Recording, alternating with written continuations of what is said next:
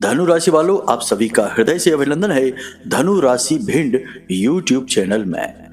बंधुओं, आपके आराध्य आपके कुल देवी से सीधे आपको जोड़ने का कार्य करती है यह एक चीज।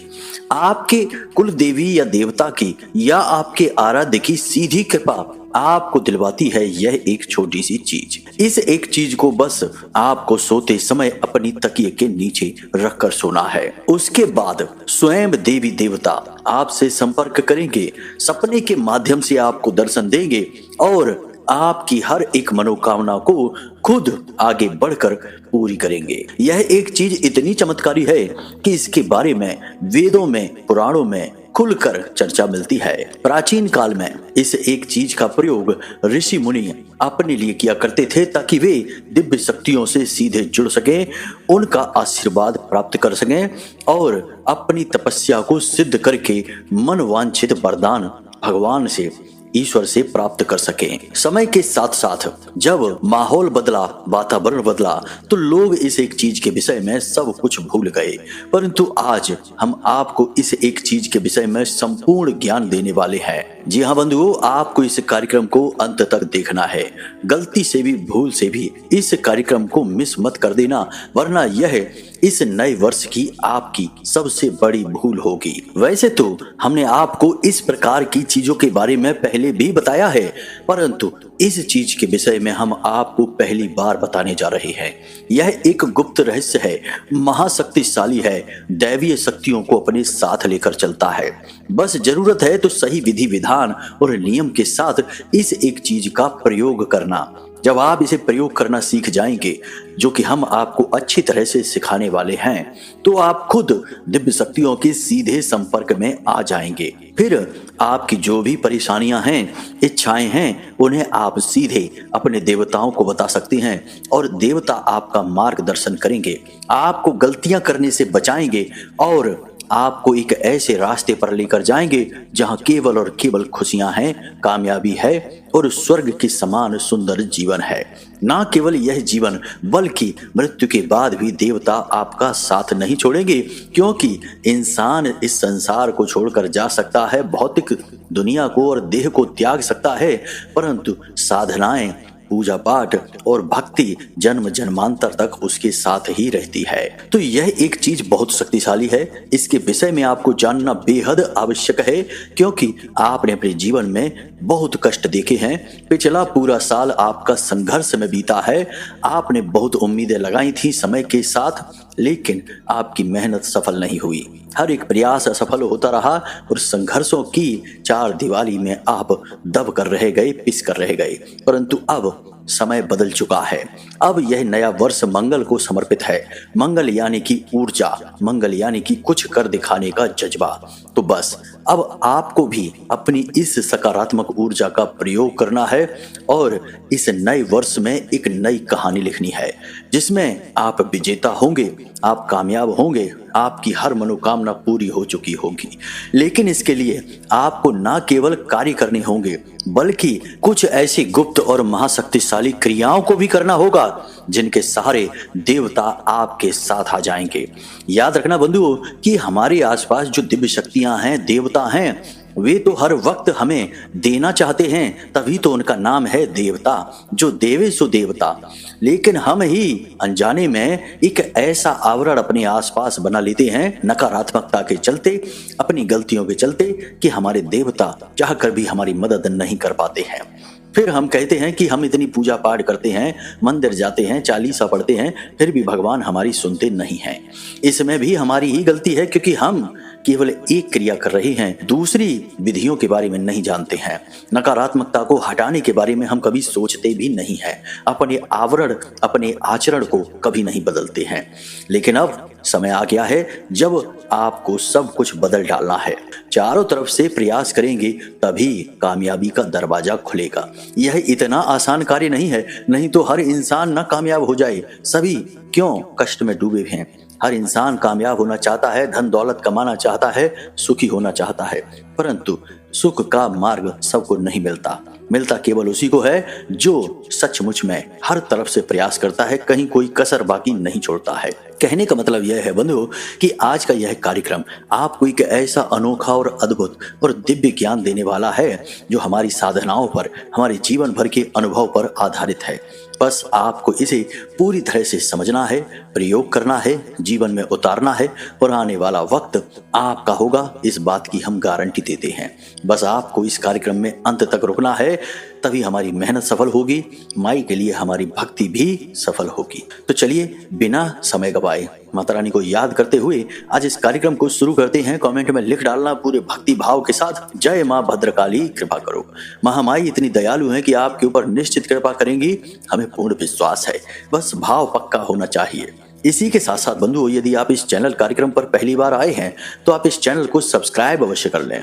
ऐसा करते ही आप न केवल हमारे बल्कि महामाई के दिव्य परिवार के सदस्य बन जाएंगे, धाम से जुड़ जाएंगे और फिर माता रानी तो अपने परिवार की रक्षा सबसे पहले करती हैं। जी हाँ बंधु, तो जल्दी से माई के परिवार के सदस्य बनिए और कमेंट बॉक्स में लिख डालिए, मैं भी आपके परिवार का हिस्सा हूँ। जब आप ऐसा लिखेंगे तो हमें बहुत अच्छा लगेगा और हमें बहुत सुख मिलेगा कि हमने माई के परिवार में कुछ नए बालक जोड़ दिए हैं। इसी के लिए तो हम प्रयास कर रहे हैं, बाकी महामाई तो है ही हमारा और आपका सबका कल्याण करने के लिए। तो चलिए बंधुओं, इसी शुभ विचार के साथ आज के इस कार्यक्रम को शुरू करते हैं, मूल विषय पर आते हैं। अब आप ध्यान से सुनिए। गुरुजी एक बात बताओ, आप कहते हो वीडियो में कुंडली का विश्लेषण करवाओ, क्या कुंडली का विश्लेषण करवाना जरूरी है? हाँ, कुंडली का विश्लेषण करवाना जरूरी है। क्यों जरूरी है? देखो, जैसे हम बीमार होते हैं तो हम डॉक्टर के पास जाते हैं, अपनी रिपोर्ट लेकर जाते हैं और रिपोर्ट के आधार पर डॉक्टर हमें दवाइयां देता है और वे दवाइयां जब हम खाते हैं तो हमें आराम भी मिलता है और हम जल्दी ठीक भी हो जाते हैं।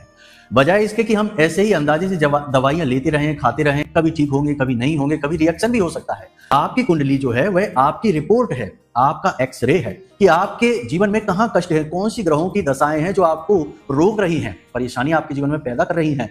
कोई दोष तो नहीं है, जैसे पितृ दोष होता है, ग्रहों से अलग अलग ग्रहों से जनित होता है, कोई अनिष्ट ग्रह योग तो नहीं है, कोई बाधा तो नहीं है।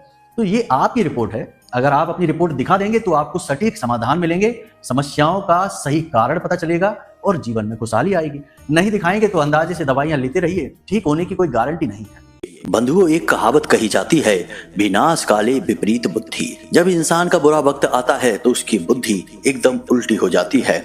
वह ऐसे कार्य करने लगता है कि बर्बादी उसका इंतजार करती है और एक दिन वह उसी बर्बादी में डूबकर मिट जाता है। लेकिन ठीक इसके विपरीत भी एक कहावत है जिसे आपने शायद कभी सुना नहीं होगा, क्योंकि लोग नकारात्मक बातों को ही करते हैं और उन्हीं में रस भी आता है लोगों को। तो इसकी विपरीत कहावत है, उत्थान काले अनुकूल बुद्धि। यानी जिनके जीवन में उत्थान होना होता है उनकी बुद्धि इतनी अनुकूल हो जाती है कि वे केवल अच्छे अच्छे कार्य करते हैं, अच्छे मार्ग पर चलते हैं और ऐसे फैसले लेते हैं जो उन्हें उन्नति की ओर ले जाते हैं। यह समय का परिवर्तन होता है, यानी कि समय में इतनी शक्ति है कि वह किसी को भी कहीं भी पहुंचा सकता है, राजा को रंग और रंग को राजा बना सकता है। तो बस बंधुओं, समय आपका भी अब बदलने वाला है। आपके जीवन की परेशानियां, नकारात्मकताएं और कष्ट का समय अब जाने वाला है। लेकिन इस बदलते समय का पूरा लाभ आप तभी ले पाएंगे जब आप प्रयासरत रहेंगे। कहावत कही जाती है ना बंधुओं कि डूबते को तिनके का सहारा।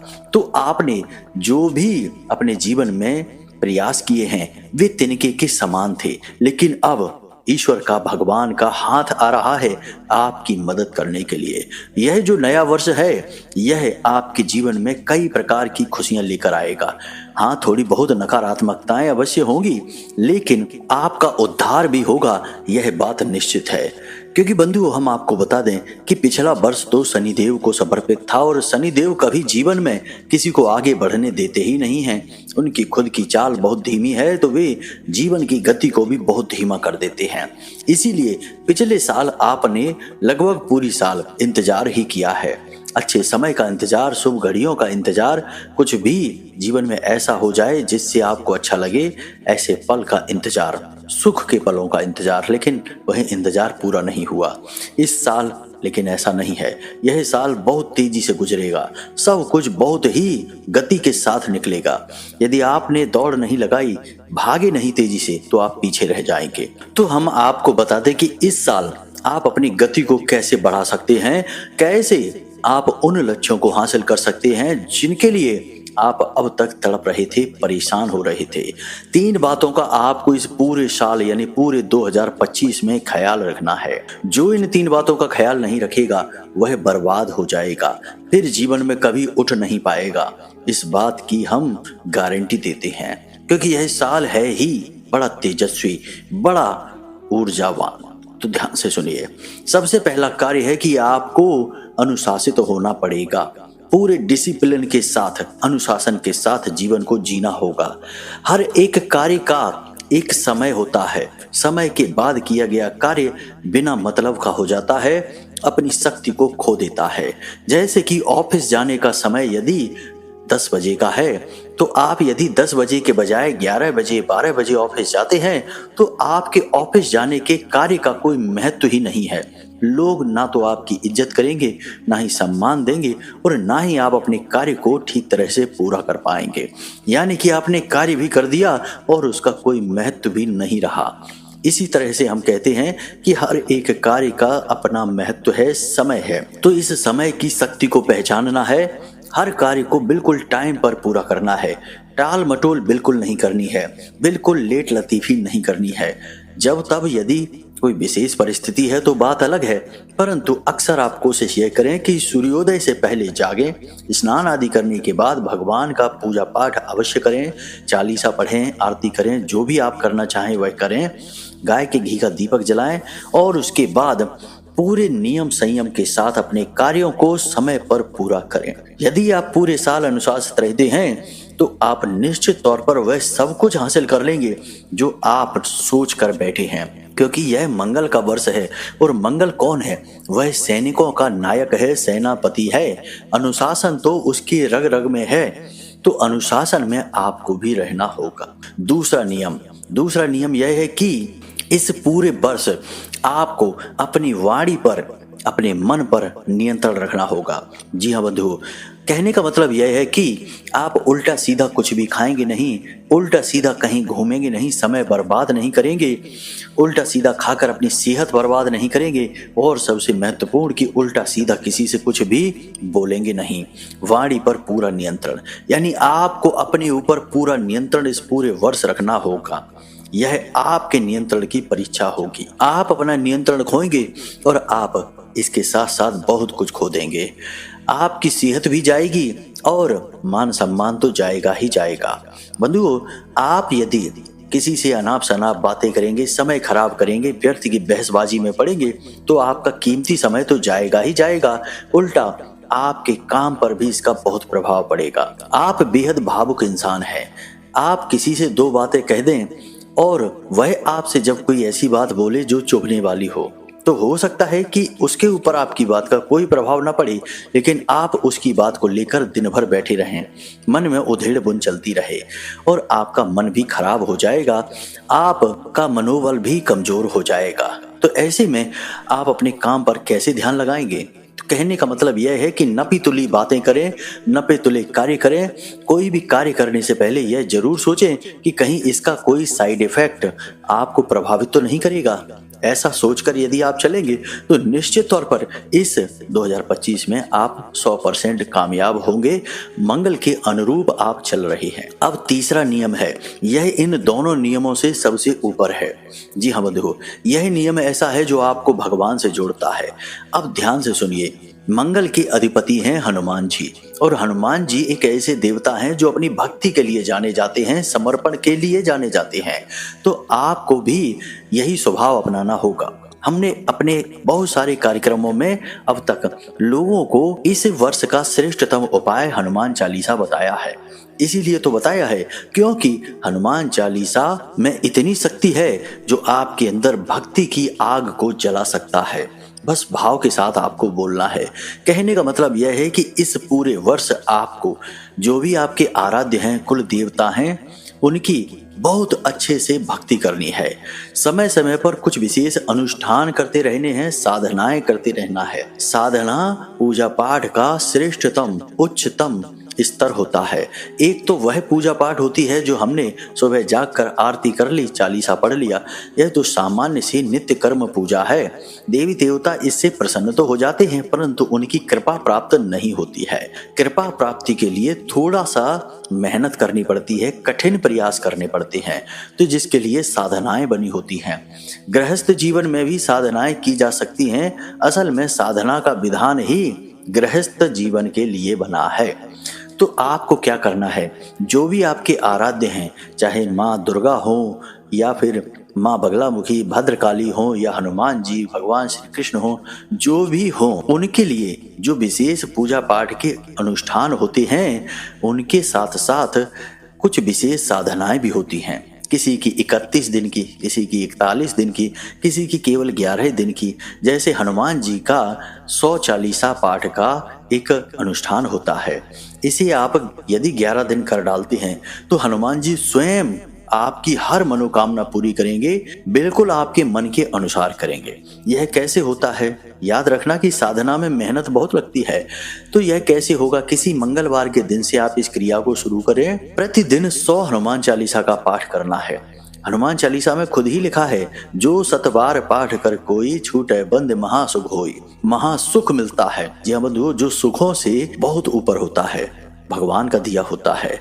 तो 7 बार का मतलब है 100 बार। तो जब आप प्रतिदिन 100 हनुमान चालीसा पाठ का संकल्प लेते हैं और 11 दिनों तक लगातार ऐसा करते हैं, तो हनुमान जी की विशेष कृपा, किसी किसी को तो हनुमान जी के दर्शन भी हो जाते हैं सपने में, अनुभूतियों में। कभी देवता साक्षात प्रकट नहीं होते, यह इतना आसान नहीं है। नहीं तो हर गली में 2-4 लोग हनुमान जी को दर्शन किए बैठे मिलें, लेकिन ऐसा नहीं होता है। जीवन भर की तपस्या लगती है, तब देवता प्रकट होते हैं, परंतु उनकी अनुभूतियां जरा सी मेहनत से आ जाती हैं, या सपने में उनके दर्शन भी होने लगते हैं। तो आपको भी हो जाएंगे।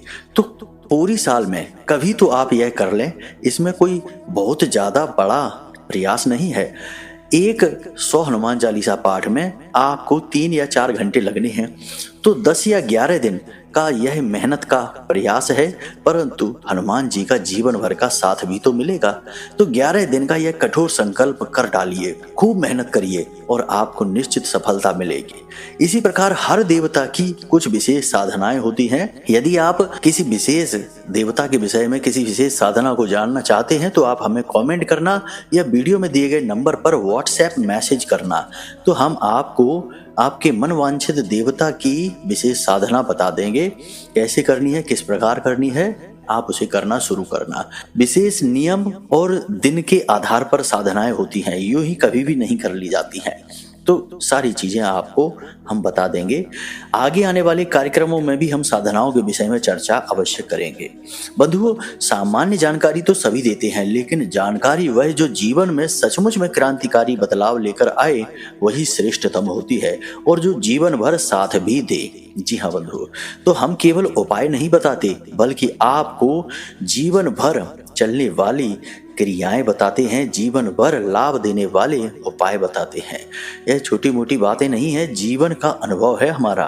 तो बंधुओं, यहाँ तक आपको समझ में आ गया कि इस पूरे वर्ष को आप कैसे मंगलमय बनाएंगे, अपने मन के अनुकूल बनाएंगे, अपनी मनोकामनाएं पूरी करवाएंगे। अब हम आपको बताते हैं मूल विषय को, यानी कि उस एक चीज के विषय में जिसे आपको प्रतिदिन अपनी तकिए के नीचे रखकर सोना है। सोते समय जब आप किसी भी चीज के संपर्क में रहते हैं, तो उस चीज की ऊर्जा आपको प्रभावित करती है। याद रखना कि चीजों में अपनी विशेष ऊर्जाएं होती हैं। यहाँ तक कि हमारे कपड़े लत्ते, हमारे जूते चप्पल, हर एक चीज जो हमारे आसपास है, उसकी एक अपनी विशेष ऊर्जा है। आप जब अलग अलग रंगों के कपड़े पहनते हैं तो आपके मन के भाव भी बदलते रहते हैं। सफेद कुर्ता पजामा पहनेंगे तो कुछ और भाव है, काला कुर्ता पायजामा पहनेंगे तो कुछ अलग भाव है, पीले रंग के कपड़े पहनेंगे तो कुछ अलग भाव है।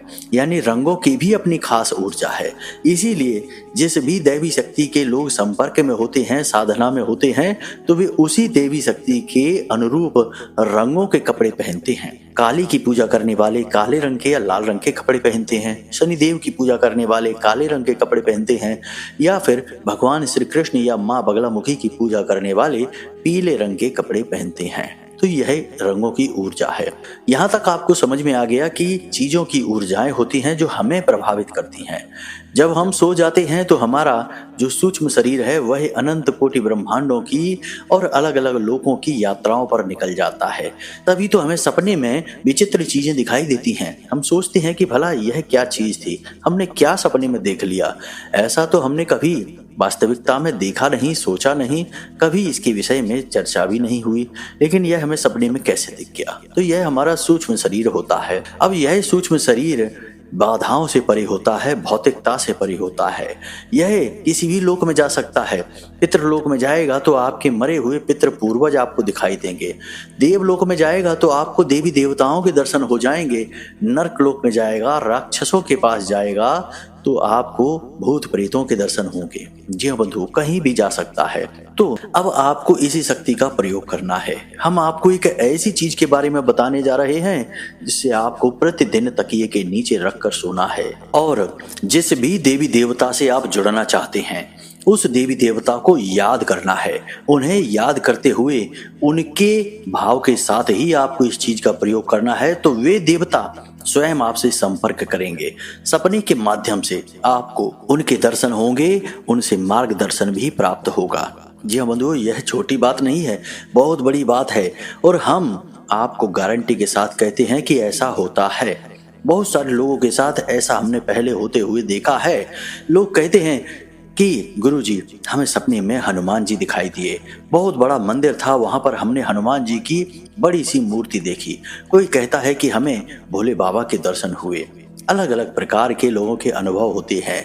तो अब आप तैयार हो जाइए अपने अनुभव के लिए। तो अब ध्यान से सुनिए बंधुओं, आपने लघु नारियल के बारे में तो सुना ही होगा। यदि नहीं सुना है तो हम आपको बता देते हैं।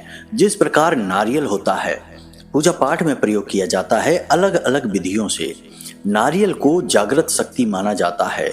और देवी देवताओं को नारियल का प्रसाद या भोग इसीलिए लगाया जाता है क्योंकि यह सीधे सीधे देवी देवताओं से संपर्क बना सकता है। कई बार आपने देखा होगा कि जब लोग पूजा में चढ़ाने के बाद नारियल को फोड़ते हैं तो वह अंदर से बिल्कुल काला निकलता है। तो लोग कहते हैं कि देवताओं ने इस नारियल को ग्रहण कर लिया है, इसीलिए यह सूख चुका है, काला पड़ चुका है। इसी प्रकार अलग अलग प्रकार के नारियल के प्रयोग भी होते हैं। गुप्त प्रयोग होते हैं, कुछ तांत्रिक होते हैं, कुछ सात्विक होते हैं, लेकिन हम फिलहाल आपको पूर्ण सात्विक प्रयोग बता रहे हैं। आपको बिल्कुल भी घबराने की, डरने की आवश्यकता नहीं है। ध्यान से सुनिए। लघु नारियल नारियल का ही एक छोटा रूप होता है, लेकिन नारियल से कहीं ज्यादा शक्तिशाली होता है। इसे बीज नारियल भी कहते हैं और सूक्ष्म नारियल के नाम से भी जाना जाता है। लेकिन लघु नारियल आज के समय का नाम है, इसलिए आप इसे आसानी से ढूंढ पाएंगे। तो आपको बाजार से 2 लघु नारियल लेकर आने हैं। लघु नारियल की खासियत यह होती है कि इसे हमेशा जोड़ी में ही खरीदा जाता है, अकेला नहीं। तो 2 लघु नारियल आपको लेकर आने हैं। दोनों लघु नारियल को गंगा जल छिड़क कर शुद्ध कर लेना है और पवित्रता के साथ इन्हें अपने पूजा घर में रख देना है, लाल कपड़े में लपेटकर। अब यह क्रिया आपको करनी है शनिवार के दिन। किसी भी शनिवार के दिन आप इस क्रिया को करेंगे। आपके मन वांछित देवी देवता को भाव में रखते हुए, मन में रखते हुए, जैसे आप हनुमान जी के दर्शन करना चाहते हैं, उनसे जुड़ना चाहते हैं, उनकी भक्ति करते हैं, तो हनुमान जी के लिए मन में भाव रखें। यदि आप माँ भद्रकाली की पूजा करते हैं, उनके भक्ति के शरण में हैं, उनके साये में हैं, तो उनको याद रखें। इसी भाव के साथ आप इस नारियल को लेकर आएंगे, अपने पूजा घर में रखेंगे। शनिवार के दिन ही इस क्रिया को किया जा सकता है, इसे याद रखें, रात्रि के समय। तो अब आपको स्नान आदि करने के बाद रात्रि के समय अपने पूजा घर में जाना है। बहुत ही सरल क्रिया है, कुछ खास नहीं है, परंतु इसका प्रभाव बहुत बड़ा है। लाल रंग का आपको कोरा कपड़ा चाहिए और लाल धागा, जिसे हम कलावा या रोली भी कहते हैं, इसका प्रयोग आपको करना है। तो आपको अपने पूजा घर में जाना है।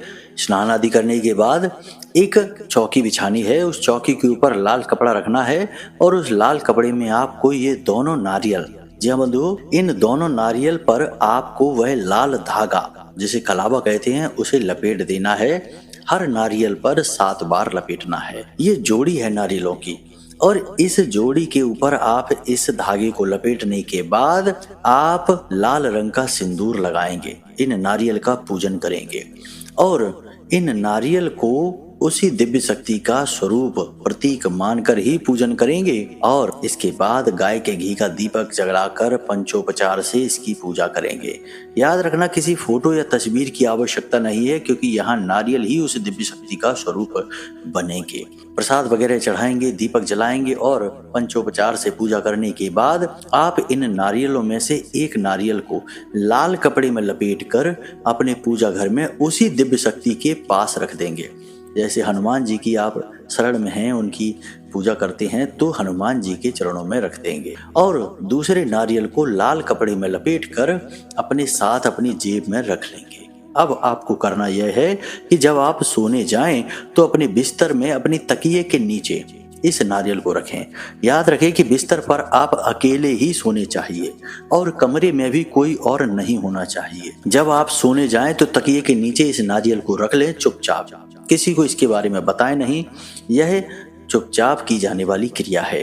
रात को सोते समय अपनी छाती पर दोनों हाथ रखें और मन में इसी भाव को रखें कि आपके जो भी आराध्य हैं, देवता हैं, आपको उनकी मदद की आवश्यकता है, वे आपको सपने में दर्शन दें, आपसे जुड़ें। इस प्रकार का निवेदन आप करते हुए सो जाएं। निश्चित तौर पर सपने में आपको देवी देवता के दर्शन होंगे। गारंटी के साथ हम कहते हैं, यह बहुत ही सिद्ध प्रयोग है, लेकिन बहुत ही गुप्त है। इसके बारे में लोग जानते नहीं हैं। जो जानते हैं वे इसका प्रयोग कर लेते हैं। सुबह के समय जब आप सोकर जागें तो नारियल को वहीं रखा छोड़ें। स्नान आदि करने के बाद पवित्रता के साथ उस नारियल को वहां से उठाएं और अपने पूजा घर में उसी देवता के चरणों के नीचे रख दें।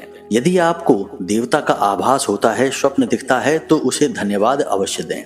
यदि नहीं होता है तो उससे सुबह निवेदन करें कि हे प्रभु, हे महामाई, हे देवता, हम आपकी शरण में हैं, आप हमें दर्शन देकर हमारा उद्धार करिए, हमें आपकी बहुत आवश्यकता है।